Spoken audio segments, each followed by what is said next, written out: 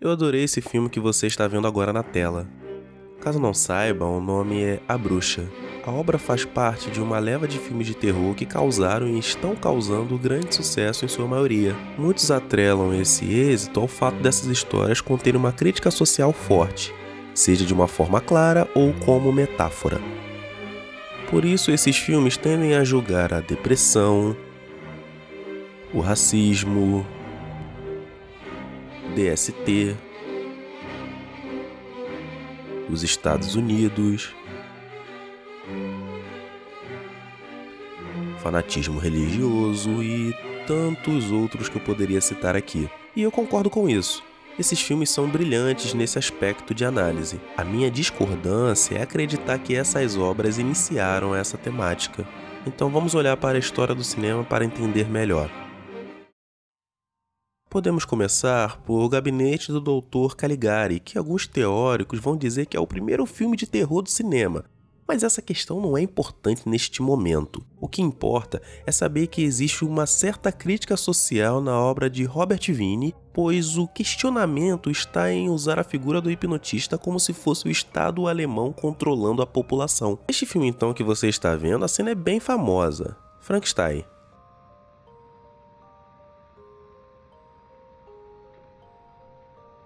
Guillermo del Toro diz algo interessante sobre o livro que também faz sentido para o filme. Você não se encaixa, você foi trazido a este mundo por pessoas que não se importam com você e é jogado em um mundo de dor e sofrimento, lágrimas e fome. É um livro incrível escrito por um adolescente, é impressionante. Mas o que eu gostaria de lembrar aqui é que a história não é sobre um monstro que sistematicamente está sempre procurando a próxima vítima. Na verdade, ele não possui tanta culpa de suas ações.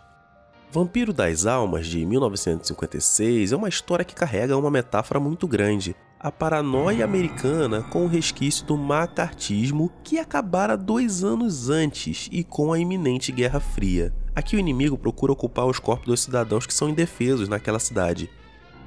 Antes da nova Hollywood de exorcistas chegarem, existia um outro filme importante, O Bebê de Rosemary. E dentro de todas as alegorias e críticas construídas por Roman Polanski, podemos destacar a visão pessimista do casamento como uma armadilha da sociedade para eliminar a independência da mulher.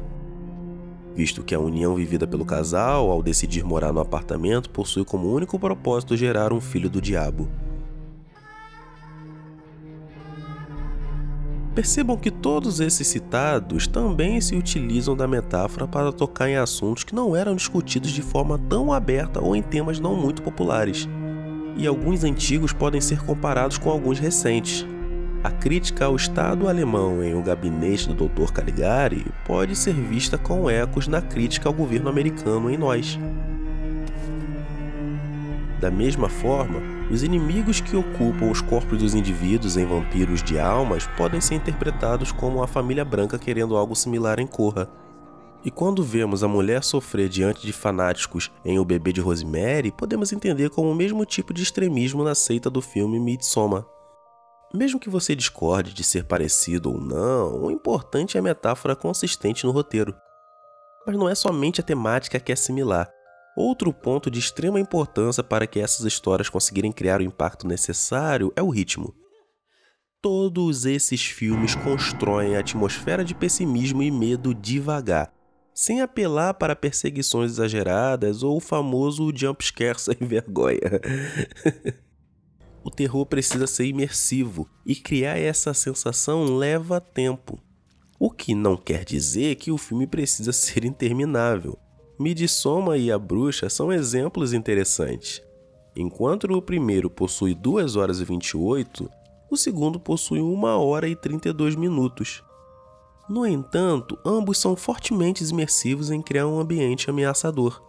Por isso eu faço questão de repetir que o terror precisa desenvolver de forma primordial esses 2 quesitos, as metáforas e o ritmo, que pode ser interpretado como montagem também, tá? Sendo assim, eu tenho um pouco de resistência de acreditar que todas essas obras atuais possuem algo de novo que seja válido fazer um grande destaque. Mas é importante lembrar que o gênero teve uma certa mudança bem forte que talvez justifique o desconhecimento de alguns. Foi um subgênero que os assassinos usavam objetos cortantes, os ataques eram sistematicamente chocantes na parte visual e as vítimas eram, em sua maioria, mulheres jovens nuas ou semi-nuas. Achou que eu ia falar do slasher, né? Não ia. Muitos acreditam que foi o slasher americano que iniciou essa mudança, mas foi na Itália que essas características se fortaleceram, tendo como percussor a maravilhosa obra do mestre Mario Bava, intitulada La ragazza che Olho Diabólico, tá? De 1963. Embora não tenha todas essas características, o início foi com esse filme. Mas sim, os Estados Unidos tiveram um papel fundamental para que o subgênero se fortalecesse. Por mais que alguns busquem vestígios com Psicose do Hitchcock e Demência 13 do Coppola, foi em 1974, com o Massacre da Serra Elétrica, que esse estilo ganhou força e foi fortemente produzido até o final dos anos 90, com algumas produções nos anos 2000. E depois veio uma farofa enorme de filmes de sobrevivência como Jogos Mortais e o Found Footage como Atividade Paranormal. Por isso, grande parte do público pode realmente acreditar que essa nova fase com os títulos mencionados no início do vídeo é algo inédito. Não só por isso, mas por ser direcionado também a um público adolescente ou jovem. Até nos filmes de slash é possível encontrar esses pontos que mencionei anteriormente para enriquecer a narrativa. Pânico, por exemplo, se utiliza de metalinguagem para brincar com o tema e fazer um novo olhar para esses filmes. Já Halloween é extremamente cuidadoso com o ritmo, visto que Michael Myers só aparece com destaque mesmo no último ato do roteiro. O que quero levantar aqui é mostrar que essas características tão exaltadas nas obras de hoje em dia sempre estiveram, historicamente, presentes no gênero do terror. E é claro que eu gosto mais de cenas que me coloquem uma atmosfera perigosa ou possuam uma grande metáfora, do que cenas assim.